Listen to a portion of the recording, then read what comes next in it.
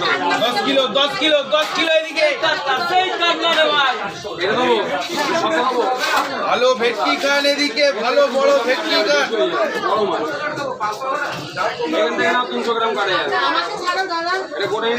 বড় কাতলা খান, বড় কাতলা খান এদিকে, গজা কাতলা। ভেটকি নেবে?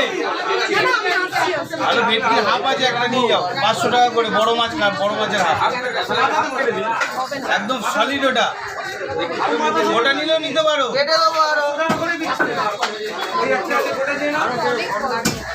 কতটা লাগবে তোমার? 500 টাকা। এই তো একটু মাছ 500 টাকা বিক্রি। 1 কিলো 600 লাগবে তোমার। দিচ্ছি।